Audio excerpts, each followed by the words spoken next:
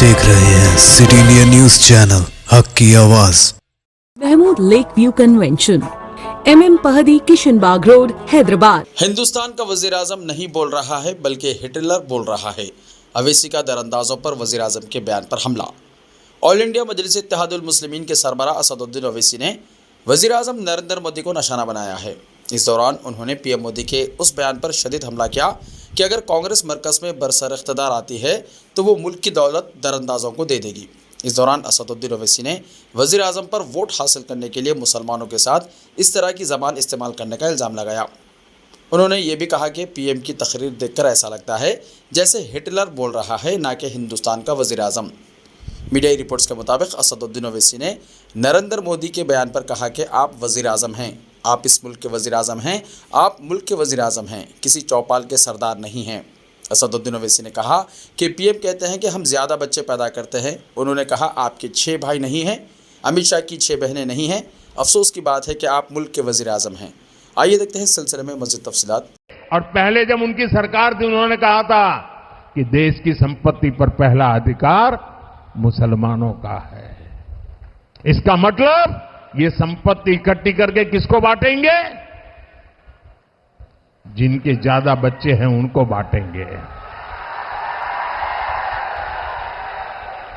घुसपैठियों को बांटेंगे। क्या आपकी मेहनत की कमाई का पैसा घुसपैठियों को दिया जाएगा? आपको मंजूर है? ये कांग्रेस का मैनिफेस्टो कह रहा है कि वो माताओं बहनों का सोने का हिसाब करेंगे, उसकी जड़ती करेंगे, जानकारी लेंगे और फिर उस संपत्ति को बांट देंगे। और उनको बांटेंगे जिनको मनमोहन सिंह जी की सरकार ने कहा था कि संपत्ति पर पहला अधिकार मुसलमानों का है।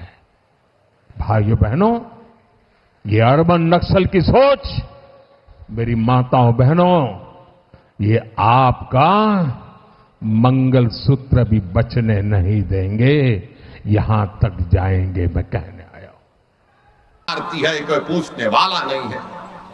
भारत के वजीर आजम 133 करोड़ जनता के वजीर आजम जो कहते हैं, झूठ कहते हैं सबका साथ सबका विकास, मगर कल का भाषण नरेंद्र मोदी का ऐसा नजर आ रहा था कि हिटलर बोल रहा है, भारत का वजीर आजम नहीं बोल रहा है। और आपको याद दिला रहा हूं, मैंने पार्लियामेंट में फरवरी में जो पार्लियामेंट का सेशन हुआ था, मेरी तकरीर को उठाकर देख लो। मैंने अपनी तकरीर में कहा था कि आज भारत का मुसलमान 1930 के यहूदियों की तरह जर्मनी में जो यहूदी थे अपने आप को समझता है।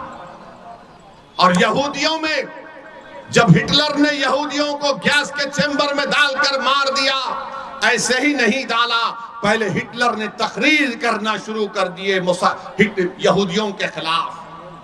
यही तरह इस तरह तकरीर कर रहे नरेंद्र मोदी। नरेंद्र मोदी, आप प्रधानमंत्री हैं, इस देश के प्रधानमंत्री, आपको जेब नहीं देता कि आप भारत की इतनी बड़ी आबादी के ताल्लुक से इस तरह की बकवास करें। किसकी दौलत लूटी हमारे, बताओ मेरे भाई। हकीकत बता रहा हूं तुमको, भारत के मुसलमानों की सुनो, जिसको अंग्रेजी में एक लफ्ज है इंटरजेनरेशनल मोबिलिटी कहते हैं। अगर मेरा दादा 100 रुपये कमा रहा था तो उसका पोता 110 रुपये कमाना चाहिए। हमारे हिंदू भाइयों के पोते अपने दादा से बढ़कर कमा रहे हैं, यादवों के बेटा बेटी अपने दादा से बढ़कर कमा रहे हैं, ठाकुरों के, राजपूतों के, भूमिहार के, आदिवासियों के, हर समाज के, सिखों के, ईसाइयों के पोते अपने दादा से बढ़कर कमा रहे। अगर कोई अपने दादा से कम पैसे कमा रहा है तो मुसलमान है वो। और नरेंद्र मोदी बोलते हैं कि दौलत हमको दी जाएगी। कितना झूठ कह रहा है भारत का प्रधानमंत्री लेकर इस तरह की बात वजीर आजम करते हैं। अरे आप देश के वजीर आजम हैं, आप किसी चौपाल के नेता नहीं हैं। आप सबके वजीर आजम की बात करना चाहिए था। और बोलते हैं कि हम बच्चे ज्यादा पैदा करते हैं। नरेंद्र मोदी, क्या आपके 6 भाई नहीं हैं? अमित शाह की 6 बहनें नहीं हैं? क्या रविशंकर प्रसाद की 7 भाई बहन नहीं है? मगर दिखता कौन? मुसलमान ज्यादा बच्चे पैदा कर रहे हैं। अरे झूठ बोल रहे हो तुम। तुम्हारी गवर्नमेंट का आदादोशुमार डेटा कह रहा है कि मुस्लिम हमारी बेटियों का जो फर्टिलिटी रेट है उसमें कमी आई है।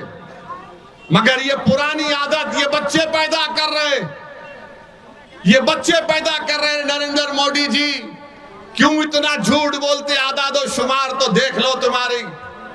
और मुसलमानों को घुसपैठी कहते हैं, घुसपैठी कहते हैं। पार्लियामेंट में 10 मरतबा 10 साल में सवालात पूछे गए, बताओ कितने घुसपैठी भारत में आए? मोदी की सरकार के पास कोई जवाब नहीं था, कोई जवाब नहीं है। 10 मरतबा पूछा गया और बोलते हैं घुसपैठी आए। अरे कहां से आ रहे घुसपैठी? अरे घुसपैठी आ रहे तो मोदी तुम क्या चाय पीकर सो रहे थे? रोकना था उनको। नरेंद्र मोदी जी सुनो, घुसपैठी कहां पर है मैं तुमको बताता हूं। लद्दाख में 2000 स्क्वायर किलोमीटर पर चाइना की फौज भारत की जमीन पर कब्जा करके बैठी है। अरे मोदी तुम में दम है तो बोलो चाइना के खिलाफ।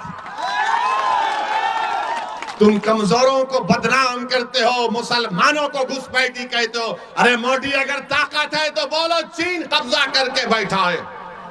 नहीं बोलेंगे चीन के खिलाफ, चाइना के खिलाफ बोलेंगे तो इनके पेट में दर्द शुरू हो जाएगा। मगर एक भारत का प्रधानमंत्री रहकर सबसे बड़ी अक़लियत को रुसवा करने के लिए इस तरह का भाषण देते हैं। अफसोस होता है नरेंद्र मोदी के तुम भारत के वजीर आजम हो। किस तरह की वाहियात बात आपने की। अरे तुम्हारा झगड़ा किसी पार्टी से झगड़ा करो, मुखालिफत करो, मगर तुम भारत के वजीर आजम हो जिसमें 17 करोड़ मुसलमान हैं। इस तरह हमको जलील और रुसवा करेंगे कि बच्चे पैदा करते हैं। रिश्ते तो अल्लाह की रजा से होते हैं, वो रब जो सब पर मेहरबान है। और इन लम्हों को खूबसूरत बना रहे हैं महमूद लेक व्यू कन्वेंशन, जहां आपके तमाम यादगार लम्हों की तकमील होती है।